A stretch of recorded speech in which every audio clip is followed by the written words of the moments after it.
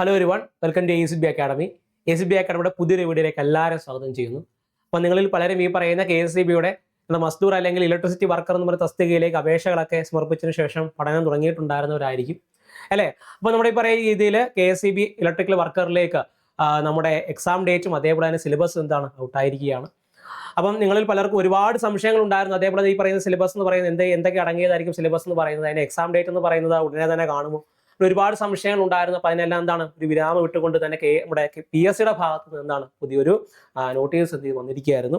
അപ്പം നിങ്ങൾക്ക് എല്ലാവർക്കും അറിയാവുന്ന പോലെ തന്നെ നമ്മുടെ ഈ പറയുന്ന KSEB ഇലക്ട്രിക്കൽ വർക്കറിലേക്കുള്ള പരീക്ഷ എന്ന് പറയുന്നത് നമ്മുടെ ഈ പറയുന്ന 30/9/2026 നടക്കാൻ വേണ്ടിയിട്ട് ഇരിക്കുന്നത് എന്നുള്ളതാണ്. ഓക്കെ അല്ലേ. അതേപോലെ തന്നെ ഈ പറഞ്ഞ രീതിയിൽ അതിന്റെ ഹാൾ ടിക്കറ്റ് എന്ന് പറയുന്നത് 16/6/2026 കൂടി തന്നെ ലഭ്യമായി തുടങ്ങുമെന്നുള്ളതാണ്. അതേപോലെ തന്നെ ഒരു കാര്യം മനസ്സിലാക്കേണ്ടത്, ഈ പറയുന്ന വിവിധ ജില്ലകളിലായിട്ട് ഒരുപാട് അപേക്ഷകർ ഈ ഒരു തസ്തികയിലേക്ക് കൊടുത്തിട്ടുണ്ടായിരുന്നു. കാരണം ഇത് ഇവർ 10ാം ക്ലാസ് പാസ്സാവണം, അത് കൂടാതെ തന്നെ ഇവർ ITI നിർബന്ധമായിട്ട് ഉണ്ടായിരുന്നുള്ളതാണ്. അതേപോലെ തന്നെ ഈ വർഷത്തെ മറ്റൊരു പ്രത്യേകത എന്ന് പറയുന്നത് മെയിൽ ആൻഡ് ഫീമെയിൽസിന് ഒരേപോലെ തന്നെ അപേക്ഷകൾ സമർപ്പിക്കാൻ വേണ്ടി സാധിക്കുമായിരുന്നു എന്നുള്ളതാണ് അല്ലേ. അപ്പോൾ അതേപോലെ നിങ്ങൾക്ക് അവിടെ കാണാൻ വേണ്ടി സാധിക്കുന്നത് വിവിധ ജില്ലകളിൽ എത്രത്തോളം അപേക്ഷകർ ഉണ്ടായിരുന്നു, അതേപോലെ തന്നെ എത്രത്തോളം ഒഴിവുകൾ റിപ്പോർട്ട് ചെയ്തു എന്നുള്ളതാണ്. അപ്പോൾ അതിൽ ആദ്യം തന്നെ നമുക്ക് നോക്കാം. ഈ പറയുന്ന എറണാകുളം ജില്ലയിലാണ് ഏറ്റവും കൂടുതൽ എന്ത് ചെയ്തിട്ടുള്ളത്, അപേക്ഷകർ എണ്ണം കൂടുതലുള്ളത്. അതേപോലെ തന്നെ ഏറ്റവും ഒഴിവുകൾ റിപ്പോർട്ട് ചെയ്തിട്ടുള്ളത് എവിടെ തന്നെയാണ്, ഈ പറയുന്ന എറണാകുളം ജില്ലയിൽ തന്നെയാണെന്നുള്ളതാണ്. നോക്കുകയാണെങ്കിൽ 3490 വരുന്ന അപേക്ഷകരാണ് എന്ത് ചെയ്യുന്നത്, ഈ പറഞ്ഞ എറണാകുളം ജില്ലയിൽ നിന്നുള്ളത്. കൂടാതെ തന്നെ 139 വരുന്ന ഒഴിവുകൾ എന്ത് ചെയ്യുന്നത് അവിടെ റിപ്പോർട്ട് ചെയ്തിട്ടുണ്ടായിരുന്നുള്ളതാണ്. ഏകദേശം 985 വരുന്ന ഒഴിവുകളും അതേപോലെ തന്നെ ഏകദേശം ഒരു 29,363 അപേക്ഷകരുമുണ്ട്. പക്ഷേ ഇതിന്റെ എന്താണ് ഈ പറഞ്ഞ അപേക്ഷകരുടെ എണ്ണത്തിലൊക്കെ എന്താണ് കുറവുണ്ടാകാൻ സാധ്യതയുണ്ട്. കാരണം പറയുന്ന രീതിയിൽ കൺഫർമേഷൻ എല്ലാം കൊടുത്തതിനു ശേഷം എക്സാമിനേഷൻ എഴുതുന്ന ആ ഒരു ഘട്ടം വരെ എത്തുമ്പോഴത്തേനും ഇതിനകത്ത് ചെറിയൊരു കുറവ് നമുക്ക് എന്ത് ചെയ്യാൻ പറ്റും, പൊതുവെ എല്ലാ പരീക്ഷയിലും കാണുന്ന പോലെ നമുക്ക് എന്ത് ചെയ്യും ഇവിടെ പ്രതീക്ഷിക്കും.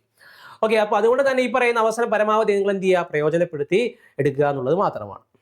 ഓക്കെ, ഇനി ഇതിന്റെ സിലബസിലേക്ക് വരികയാണെങ്കിൽ ആദ്യം നോക്കാൻ module basic electricity, ഫണ്ടമെന്റ്സ് of electricity, flux and sorting technique, property of resistance, conductor insert, semi conductor, types of wires and cables എന്നിവ അടങ്ങുന്നതാണെന്ന് പറയുന്നത് അതിന്റെ ആദ്യത്തെ മൊഡ്യൂൾ 1 എന്ന് പറയുന്നത്. അതിനുശേഷം 10 മാർക്കാണ് എന്ത് അതിനകത്ത് നിന്നുള്ളത്.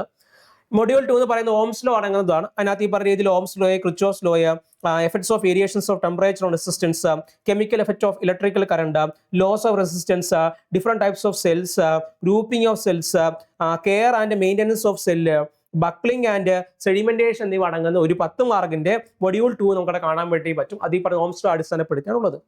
മൊഡ്യൂൾ 3 നോക്കുവാണെങ്കിൽ അതും 10 മാർക്കിനാണ്. മാഗ്നറ്റിസം, പ്രധാനമായിട്ട് classification of magnetic properties, para, dia and ferro magnetic materials, electro magnetism, Fleming's left and right hand rule, MMF flux density reluctance, Faraday's law of electro magnetic inductions, Lenz's law, അതേപോലെ തന്നെ capacitor, times and functions എന്നിവ അടങ്ങുന്നതാണെന്ന് പറയുന്ന magnetism അതിനകത്തുള്ളത്. പിന്നെ module 4ലേക്ക് വരികയാണെങ്കിൽ അവിടെ 10 മാർക്കിനാണ്. Alternating current and earthing, alternating current, earthing, types of wiring both domestic and industrial, grading of cables and wires, current rating, testing of insulation by megger എന്നിവ അടങ്ങുന്ന ഒരു 10 മാർക്കിന്റെ ഒരു മൊഡ്യൂൾ അവിടെ കാണാം. മൊഡ്യൂൾ 5ലേക്ക് വരികയാണെങ്കിൽ DC machine, DC generation type, EMF equation, description of series, shunt and compound generator, DC motors and type, അതേപോലെ സ്റ്റാർട്ടേഴ്സ് 3 പോയിന്റ്, അതേപോലെ തന്നെ 4 point and speed control machine നടങ്ങുന്ന 10 മാർക്ക് അവിടുന്ന്. മൊഡ്യൂൾ 6 നോക്കുകയാണെങ്കിൽ അവിടെയും 10 മാർക്കിനാണ് തന്നെയാണ്.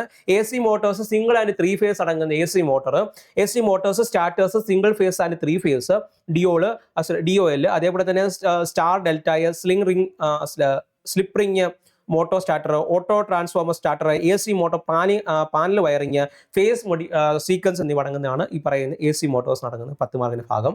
മൊഡ്യൂൾ 7ലേക്ക് വരികയാണെങ്കിൽ അവിടെയും 10 മാർക്ക് തന്നെയാണ്. അവിടെ instruments and transformers, measuring instruments, indication type and deflecting types, controlling torque and damping torque, basic principles of transformer, EMF equations of transformers, parallel operation of transformers, cooling and protective device എന്നുള്ളതാണെന്ന് പറയുന്നത് ഈ പറയുന്ന module 7ലെ instruments and transformers എന്ന് പറയുന്ന 10 മാർക്കിനകത്തുള്ളത് എന്നുള്ളതാണ്. അടുത്ത module 8ലേക്ക് വരികയാണെങ്കിൽ ഇലൂമിനേഷൻ ആൻഡ് ബേസിക് ഇലക്ട്രോണിക്സിനകത്ത് നോക്കുകയാണെങ്കിൽ illuminations, law of illuminations, type of lamp, domestic appliances, semi conductor നോക്കുകയാണെങ്കിൽ P type semi conductor, N type semi conductors ഒക്കെ എന്താണ് ചോദിക്കുന്നതായിരിക്കും. Classification of diode, BNP diode, NPN diode എന്നൊക്കെ നമ്മൾ പഠിക്കാറില്ല. അപ്പോൾ ഡയോഡുകൾ, റെക്ടിഫയർ, ട്രാൻസിസ്റ്റേഴ്സ് എന്നിവ അടങ്ങുന്ന illumination and basic electronics. Power generation നോക്കുകയാണെങ്കിൽ പവർ ജനറേഷനകത്ത് ഈ പറഞ്ഞ generation source of energy, various type of power generation, എന്നിവ അടങ്ങുന്ന ഒരു 10 മാർക്കിന്റെയും മൊഡ്യൂൾ 10 നോക്കിയാൽ ട്രാൻസ്മിഷനുമായി ബന്ധപ്പെട്ട് പവർ ട്രാൻസ്മിഷനുമായി ബന്ധപ്പെട്ട് transmission and distribution comparison of AC and DC transmission അടങ്ങുന്ന ഒരു 10 മാർക്ക്. അങ്ങനെ നോക്കുകയാണെങ്കിൽ 100 മാർക്കിനാണെന്ന് പറയുന്നത് പരീക്ഷ എന്ന് പറയുന്നത്. ആ 100 മാർക്ക് പരീക്ഷയ്ക്കകത്ത് നിങ്ങൾക്ക് എന്ത് ചെയ്യാം, ഈ പറയുന്ന രീതി നിങ്ങൾ പഠിച്ചിട്ടുണ്ട്, IT-ലൊക്കെ പഠിച്ചിട്ടുണ്ടായിരുന്ന കാര്യങ്ങൾ തന്നെയാണ് എന്ത് ഇതിനകത്ത് വരുന്നത് എന്നുള്ളതാണ്. അപ്പോൾ നിങ്ങൾക്ക് എന്ത് ചെയ്യാം, തീർച്ചയായിട്ടും അത് വ്യക്തമായി പഠിച്ച് മുന്നോട്ടേക്ക് പോയി കഴിഞ്ഞാൽ തീർച്ചയായിട്ടും ജോലി നിങ്ങളുടെ കയ്യിൽ ഇരിക്കുക എന്നുള്ളതാണ്. ഓക്കെ അല്ലേ? അപ്പോൾ അതേപോലെ തന്നെ ഈ ഒരു പരീക്ഷയ്ക്ക് വേണ്ടിയിട്ട് പഠിച്ചു തുടങ്ങുന്ന ഒരു ഉദ്യോഗാർത്ഥിയെ സംബന്ധിച്ച് അല്ലേ, ഈ പറയുന്ന രീതിയിൽ ചിലപ്പോൾ നിങ്ങൾ IT കഴിഞ്ഞിട്ട് ഈ ഒരു ഫീൽഡിൽ നിന്ന് ഒരുപാടൊക്കെ വിട്ടു നിൽക്കുന്ന സാഹചര്യം കൂടി ആയിരിക്കും. അപ്പോൾ അങ്ങനെ സാഹചര്യത്തിൽ നിങ്ങൾക്ക് ഈ പറയുന്ന രീതിയിൽ മേഖലയെ പറ്റി അധികം ഈ പറയുന്നതാണ് പഠിച്ച ആളൊക്കെ മറന്നു പോകുന്ന സാഹചര്യമൊക്കെ ഉണ്ട്. അപ്പോൾ നിങ്ങൾ ഈ പറയുന്ന രീതിയിൽ ജോലി ഒരുപാട് ഈ പറയുന്ന KSEBിലേക്ക് ഒരു ഇലക്ട്രിസിറ്റി വർക്കറായിട്ട് കയറാൻ ഒരുപാട് ആഗ്രഹിക്കുന്ന ഒരു ഉദ്യോഗാർത്ഥിയാണ് നിങ്ങളെങ്കിൽ, നിങ്ങൾക്ക് പഠിച്ചു തുടങ്ങാൻ ആഗ്രഹമുള്ളവരാണെങ്കിൽ, ഒരു ജോലി നേടിയെടുക്കണമെന്ന് ആഗ്രഹമുള്ളവരാണെങ്കിൽ തീർച്ചയായിട്ടും നമ്മുടെ ACB അക്കാഡമിയുടെ KSEB Mazdoor electricity worker എന്ന് പറയുന്ന നമ്മുടെ ഈ പറഞ്ഞ തസ്തികയിലേക്ക് എന്ത് ചെയ്യാം, നിങ്ങൾ തീർച്ചയായിട്ടും ജോയിൻ ചെയ്യാം. ഇതിന്റെ ഭാഗമായിട്ട് നിങ്ങൾക്ക് ഈ ഒരു സ്ട്രക്ചേർഡ് ആയിട്ടുള്ള സ്റ്റഡി പ്ലാൻ ലഭ്യമാകുന്നതായിരിക്കും. വീക്ക്ലി മോക്ക് ടെസ്റ്റുകൾ ഉണ്ടായിരിക്കും, സിലബസ് ബേസ് ചെയ്തിട്ടുള്ള ക്ലാസ്സുകൾ ഉണ്ടായിരിക്കും, പ്രീമിയം PDF സ്റ്റഡി മെറ്റീരിയൽസ് ഉണ്ടായിരിക്കും. അതേപോലെ തന്നെ ഈ പറയുന്ന ടെക്നിക്കൽ മേഖലയിൽ വർഷങ്ങളായിട്ട് പഠിപ്പിച്ച് പാരമ്പര്യമുള്ള ഈ പറയുന്ന നല്ല എക്സ്പെർട്ട് ഫാക്കൽറ്റീസ് ആയിരിക്കും നിങ്ങൾക്ക് എന്ത് ചെയ്യുന്നത്, ക്ലാസ്സുകൾ എടുക്കുന്നത് എന്നുള്ളതാണ്. അപ്പോൾ നിങ്ങൾക്ക് പറയുന്ന സംശയങ്ങൾ മറ്റു കാര്യങ്ങളെല്ലാം തന്നെ അവിടെ ക്ലിയർ ചെയ്ത് പഠിച്ച് മുന്നോട്ടേക്ക് പോകാൻ വേണ്ടിയിട്ട് സാധിക്കും. അപ്പോൾ നിങ്ങൾക്ക് ഈ പറയുന്ന രീതിയിൽ KSEBിലേക്ക് ഒരു ജോലി ആഗ്രഹിക്കുന്നവരാണെങ്കിൽ തീർച്ചയായിട്ടും എന്ത് ചെയ്യാം, നമ്മുടെ ഈ പറയുന്ന കോഴ്സുകളിലേക്ക് ജോയിൻ ചെയ്ത് ഈ പഠനം ഇവിടെ ആരംഭിക്കാവുന്നതാണ്.